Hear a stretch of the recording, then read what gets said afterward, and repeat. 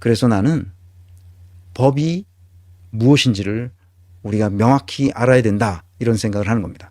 법이란 무엇인가? 내가 이 얘기를 계속 합니다. 이 스키마를 여러분 머릿속에 간직하셔야 됩니다. 법은 여기에 있습니다. 법은 옳음을 옳음, 그러니까 선, 진리, 정의, 이런 것들을 말합니다. 레히트라는 말을 보면 명확하죠.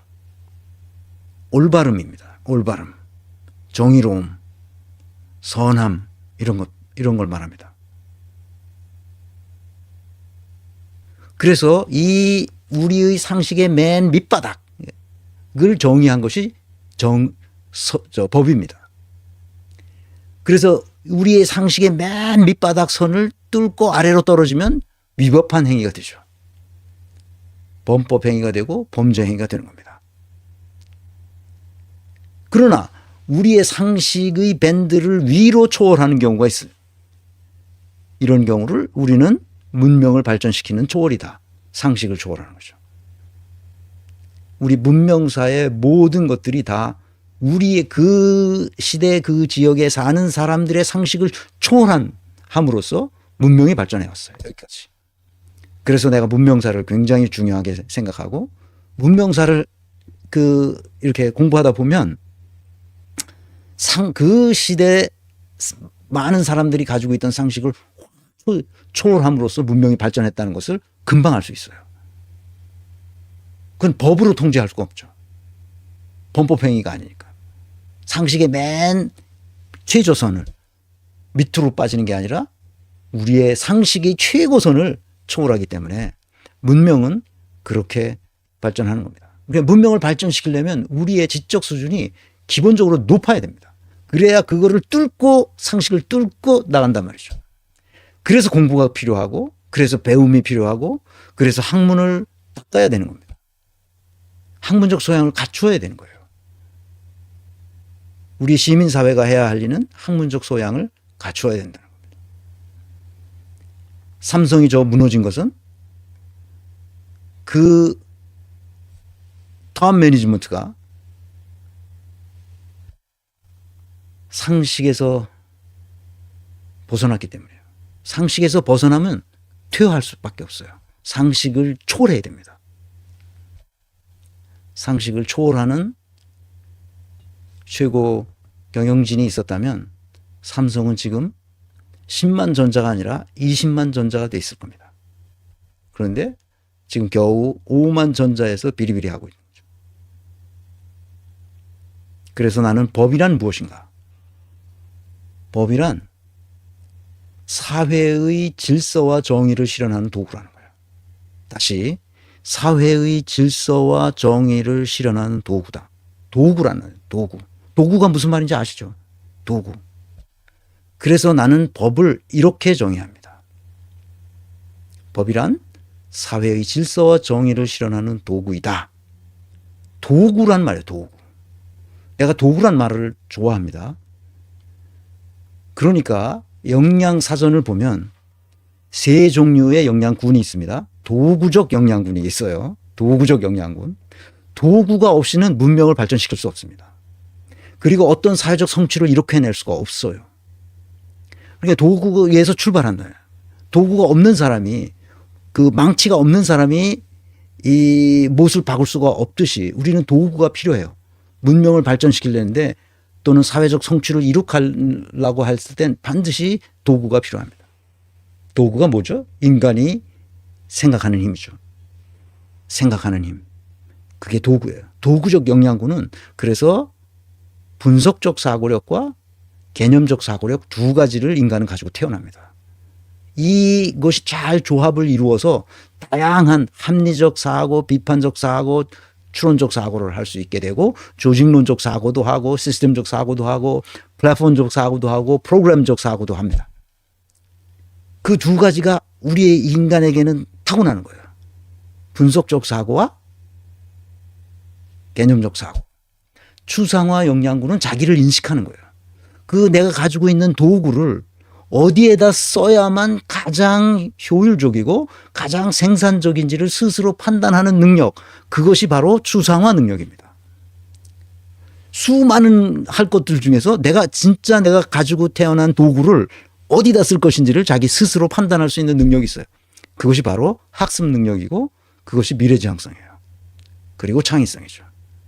그리고 마지막 목적지향적 역량군이 있어요. 이 목적지향적 역량군에는 세 가지 역량 요소들이 작동하는데 그것은 그 목적지향적 역량군이니까 성취지향성, 그다음에 대인 역량력. 다른 사람하고 같이 일해야지 자기 혼자 독불장군으로 무엇을 할 수가 없어요. 사회적 성취를 이룩하려면. 예술가 아니면 예술가들은 대개 혼자 그 예술적 세계에 그 열정을 쏟아붓죠. 그러니까 한강 작가 같은 경우 그 누가 대신 몇 사람이 붙어가지고 같이 합작하지 않았잖아요. 그렇지만 출판사와 번역가와 이런 사람들하고 같이 잘 협력해야 됩니다. 그래서 어쨌거나 사회적 성취를 큰 그 사회적 성취를 이룩하려면 반드시 다른 사람의 도움을 필요로 합니다. 그래서 추상화 역량군에는 대인 역량력이 굉장히 중요하죠. 그리고 마지막으로 뭐가 필요하다고? 목적 지향적 역량군에 뭐가 필요하다고? 정직 성실성, 인테그리티가 결정적으로 필요하죠. 그래서 이 도구가 굉장히 중요해요. 도구가 없으면 아무것도, 그러니까 생각하는 힘이 없으면 아무것도 할 수가 없어요. 한동훈 봐요. 등신 같잖아. 도구적 그 역량 구분이 분석적으로 그 개념적으로 사고할 능력이 없는 애처럼 보여. 걔 또 누구야? 그 김건희도 그렇잖아. 명태균이도 그렇고. 사고 능력이 없어. 아니 이렇게 될 줄 몰랐다는 거 아니야. 이렇게 될 줄 알았으면 걔네들이 그랬겠어? 김건희가 그랬겠어? 이렇게 될 줄 알았으면 윤석열이 그런 짓을 하도록 내버려 뒀겠어? 이 바보들이야 바보들. 왜? 사고하는 능력이 없기 때문에. 그래서 말하는 거, 행동하는 거 몇 가지만 보면 그 사람의 도구적 역량에 대해서 짐작할 수가 있어요. 말하는 거, 프레젠테이션 하는 거, 그리고 그가 하는 행동 이런 걸 보면 금세 알 수 있어요. 그래서 인사조직론이 이 세상을 살아가는 데 있어서 굉장히 중요한 역할을 해요. 이것을 배운 사람은 같이 얘기를 하다 보면 아, 저 사람은 이런 역량 요소를 이런 수준으로 발휘하고 있구나 하는 걸 짐작한단 말이에요. 짐작. 그런데 짐작하고 있다가 나중에 하는 몇 가지 행동과 의사결정을 보면 아, 쟤는 또라이로구나. 쟤는 아주 머리가 나쁜 애로구나. 아, 쟤는 거짓말을 하는 애로구나 하는 것을 알 수 있어요. 근데 그것은 타고난 것이기 때문에 역량 요소는 다 타고나는 겁니다. 바뀌지 않아요. 그래서 인간은 바뀌지 않는다고 말하는 거예요. 아시겠죠? 이게 다 도구예요. 도구가 그렇게 중요한 거예요. 법은 도구라는 거예요. 무엇을 위한 도구인가? 사회의 질서와 정의를 실현하는 도구다. 그럼 질서가 뭔가? 질서가. 내가 이 강의를 처음 시작하면서 초반부에 약 10강, 11강, 12강, 13강, 14강, 15강 이 언저리에 그리고 그 후에도 질서 자유주의에 대해서 말했어요. 왜 질서가 있어야 하느냐? 질서도 하나의 수단입니다. 왜 질서가 있어야 하느냐? 질서가 있어야만 자유가 있기 때문에 그래요. 질서가 없으면 자유도 사라집니다. 거기서는 동물의 왕국처럼 되기 때문에. 그래서 질서가 중요해요. 질서가 있어야만 자유가 생깁니다. 질서가 있어야만 우리의 삶이 풍요로워져요. 자유는 또 뭐냐? 자유는 반드시 질서를 필요로 해요. 질서가 있을 때 자유가 생기고 자유로울 때 그 자유를 우리가 만끽할 수 있으려면 반드시 질서가 있어야 돼요. 이거는 2차 대전 후에 나치를 경험했던 독일의 경제학자들이 질서 자유주의적인 경제 질서를 만들어야 되겠다고 생각하고 한 거예요. 독일적 발상이에요. 무엇이든지 단 하나라도 그 질서를 지켜야 된다고 생각하는 독일 사람들이 그 그 성품에 딱 맞는 이념체계예요. 질서자유주의. 자유와 질서는 동전의 양면과 같아요. 그러나 어느 선에서 질서를 지키게 해줄 것인가 이렇게 생각해 보면 제가 이 질서자유주의에 대해서 1강, 2강, 3강을 기본적으로 내가 가르치려는 앞으로 가르치려는 모든 방향성을 딱 접어준 거고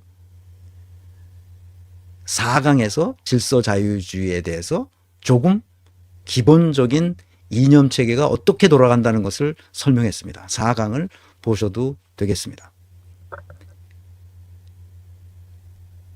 정의란 무엇인가? 마이클 샌델이 뭐라고 떠들었는데 정의는 무엇인가? 그것은 내가 한 정의를 여러분들이 꼭 이해해 주시기 바랍니다. 정의란 민주주의예요. 민주주의란 사회적 합의입니다. 사회적 합의가 곧 민주주의고 민주주의는 반드시 사회적 합의로 이루어집니다. 사회적 합의, 사회적으로 합의된 것, 그것이 정의예요. 문서로 써줍니다. 사회적 합의. 이렇게 하기로 하자. 그래서 절대 다수가 그렇게 하기로 했다면 그것은 정의로운 거예요. 그 지역, 그 시대, 그 지역에 사는 사람들이 모여서 그렇게 합의를 했다면 그것은 정의로운 거예요. 그것이 민주주의의 핵심입니다. 민주주의란 그런 거예요. 아시겠죠?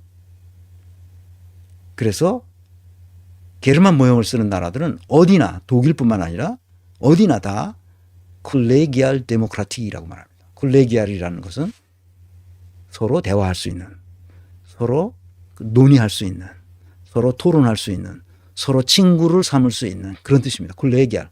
그 원 단어는 콜레기알리테이트인데 그 테이트를 빼고 콜레기알 데모크라틱이라고 일반적으로 말합니다. 줄여서.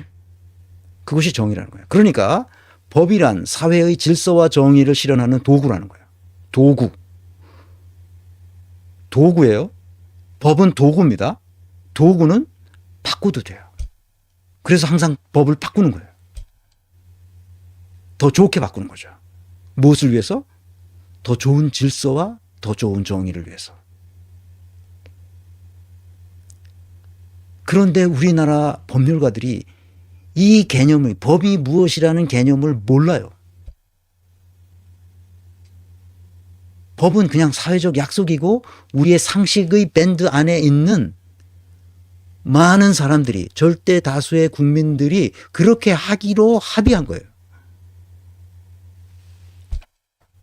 그게 정의래. justice라는 말이 그 말입니다. 이해하셨기를 바랍니다. 딴소리 하면 안 됩니다. 이제 내가 법률가들하고 얘기해서 답답한 거는 그래요. 무슨 법리 따지고 앉았는데 다 개수작이에요. 개수작. 우리의 상식 밴드 안에 있어야 돼요. 다. 그런데 그것은 최저선의 형법인 경우는 최저선에 있어야 되죠.